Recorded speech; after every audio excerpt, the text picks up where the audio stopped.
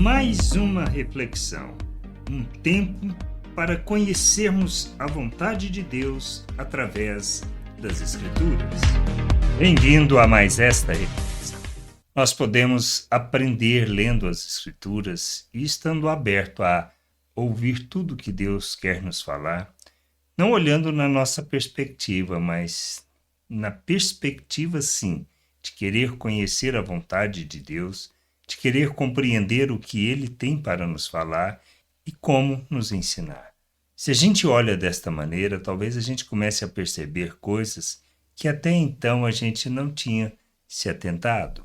Nas palavras, no cuidado, nas coisas que acontecem, que nos lembra de muitas situações que aí a gente aprende, que mesmo que parece ser impossível, nós vemos que nos detalhes tem a mão de nosso Deus, o seu cuidado na realizar, na manifestação da sua soberania. Assim foi na questão da morte de Jesus. Será que se não existisse ali naquela situação José de Arimateia e Nicodemos, o que será que teria acontecido?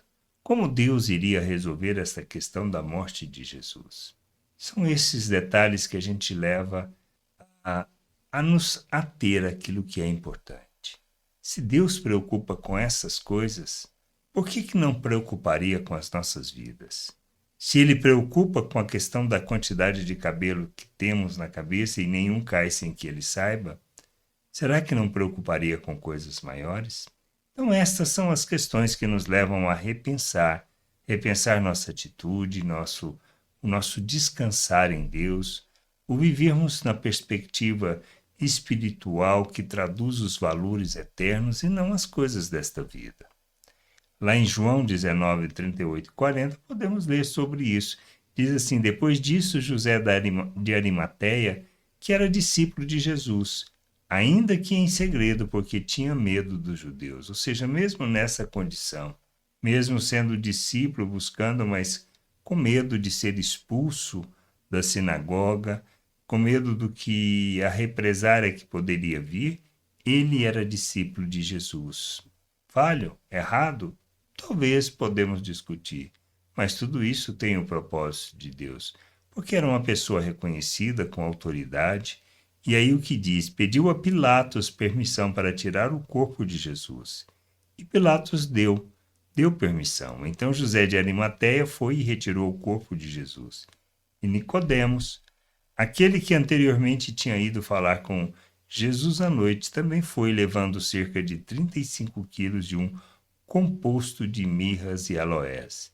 Tomaram, pois, o corpo de Jesus e envolveram em lençóis com óleo aromático, como é costume entre os judeus na preparação para o sepultamento. Ou seja, esses dois homens foram responsáveis por sepultar Jesus. E Jesus foi colocado no próprio túmulo de José de Arimateia. Por isso que fala que entre os nobres isto aconteceu. A gente precisa entender que estamos na mão de Deus. Ele cuida. Pode parecer que muitas vezes a situação esteja preta, mas a gente precisa entender que o nosso Deus está ali. Sua vara, seu cajado, como diz lá no Salmo 23, está nos guiando, nos consolando por esse caminho que a gente tem que caminhar. As situações, muitas vezes, dificultam a jornada. Isso a gente não tem dúvida. Mas o que a gente precisa é andar confiante de quem está no controle é Deus. É Ele que está no controle de todas as coisas de nossas vidas, o que vai acontecer. Ele que permite, e permite por um processo maior, para a glória do reino, para a sua glória, para que a gente revele Ele em todas as situações, para que a gente entenda que Ele está cuidando de todas as coisas. Um mero detalhe: quem sepultaria Jesus? Talvez os discípulos.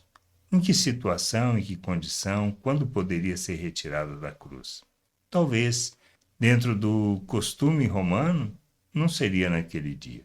Então a gente precisa ver essas coisas e olhar estes detalhes e ver o cuidado de Deus e não nos preocuparmos com as situações que a gente possa estar passando, as circunstâncias, as lutas, os problemas.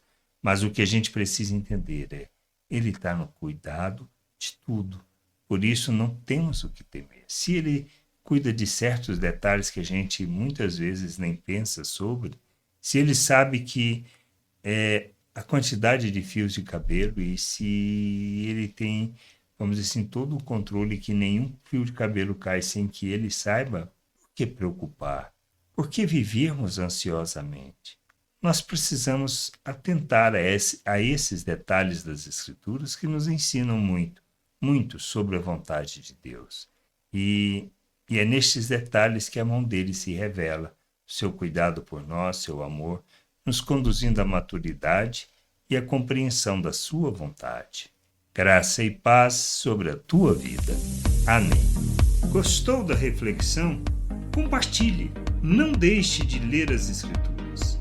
Medite para poder crescer no conhecimento e vontade de nosso Deus e nosso Pai, para que, conhecendo o Senhor, possa o revelar ao mundo.